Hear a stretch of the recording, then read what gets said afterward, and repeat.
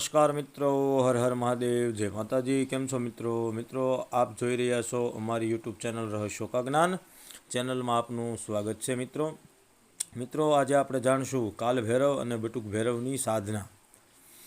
એક જ મંત્રથી કાલ ભૈરવ અને બટુક ભૈરવ સિદ્ધ થઈ જાય એવી એક સાધના વિશે। પણ પહેલાં તમે અમારા વિડીયોને પ્લીઝ મિત્રો લાઇક કરો અને અમારી ચેનલને સબસ્ક્રાઈબ કરો। મિત્રો આપ વિડીયો જોઈ લો છો પણ લાઇક નથી કરતા અને સબસ્ક્રાઈબ પણ નથી કરતા, તો પ્લીઝ મિત્રો વિડીયોને લાઇક અને સબસ્ક્રાઈબ કરો, કારણ કે હું આવી અગત્યની ગુપ્ત અને અમૂલ્ય સાધના તમારી સાથે શેર કરું છું, તો તમે એટલું તો કરી શકો છો।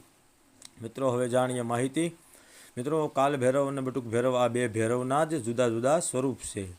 એક વિકરાલ છે જે કાલ ભૈરવ છે અને બીજું શાંત છે જે બટુક ભૈરવ છે। તમને હું એક મંત્ર બતાવીશ જેનાથી તમે સિદ્ધ કરી શકો છો। જો તમે કાલ ભૈરવને સિદ્ધ કરવા માગતા હોય તો તે સિદ્ધ થાય, બટુક ભૈરવને સિદ્ધ કરવા માગતા હોય તો તે બટુક ભૈરવ સિદ્ધ થાય। મિત્રો એક જ મંત્રથી બે ભૈરવની સિદ્ધિ મળી રહે છે। પણ મિત્રો વિડીયો ખાલી જાણકારી માટે લેવો, કોઈએ સાધના કરવી નહીં જાણકારી વગર કે જાણકાર વ્યક્તિ વગર કે ગુરુ વગર અને ગુરુની આજ્ઞા લીધા વગર સાધના કરવી નહીં, કારણ કે કરશો તો તકલીફ થશે, નુકસાન થશે અને તેનો જવાબદાર હું નથી અને મારી ચેનલ પણ નથી, કારણ કે કોઈ પણ સાધના જાણકારી વગર કરાય નહીં। મિત્રો મંત્ર તમે જાણી લો। મંત્ર આ પ્રમાણે છે: ઓમ હ્રીમ બટુકાય આપદ ઉદ્ધારણાય કુરુ કુરુ બટુકાય હ્રીમ ઓમ। ઓમ હ્રીમ બટુકાય આપદ ઉદ્ધારણાય કુરુ કુરુ બટુકાય હ્રીમ ઓમ। મિત્રો મંત્ર હું ડિસ્ક્રિપ્શનમાં પણ લખી આપીશ। હવે વિધિ જાણી લો। કોઈપણ મહિનાની અંધારી આઠમ અથવા તો રવિવારેથી આ સાધના ચાલુ કરી શકાય છે।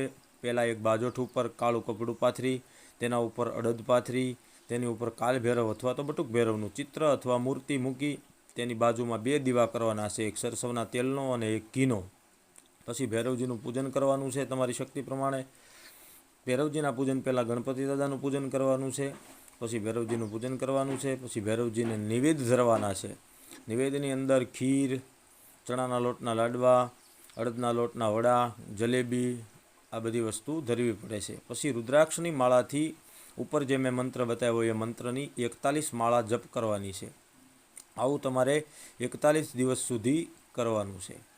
પછી 41 દિવસ પૂરા થાય પછી એક હવન કરવાનો છે, અને એ હવન સરસવના તેલથી કરવાનો છે। ઉપર જે મંત્ર આપેલો છે એ જ મંત્ર બોલી પાછળ સ્વાહા લગાડી અને સરસવના તેલથી આહુતિ આપવાની છે, એટલે મંત્ર સિદ્ધ થઈ જાય છે। અને આ મંત્રની સિદ્ધિ એટલી બધી અદ્ભુત છે મિત્રો, કે આ મંત્ર જો સિદ્ધ થઈ જાય તો ભૂત ભવિષ્ય અને વર્તમાન પણ તમે જોઈ શકો છો, અને કોઈને ગમે તેવી તકલીફ હોય તો તમે સારી કરી શકો છો, ગમે તેવું મેલું કારણ હોય તમે વાળી શકો છો।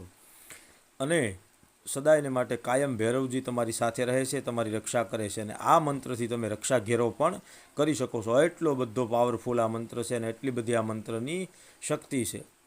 પણ મિત્રો જાણકારી વગર ન કરતા, નકર ખોટા મુશ્કેલીમાં મુકાઈ જશો અને એનો જવાબદાર હું નથી। ખાલી જાણકારી માટે વિડીયો લેજો। મિત્રો જો વિડીયો સારો લાગે તો લાઇક કરજો, ચેનલને સબસ્ક્રાઈબ કરો। અત્યારે બસ આટલું જ। હર હર મહાદેવ, જય માતાજી।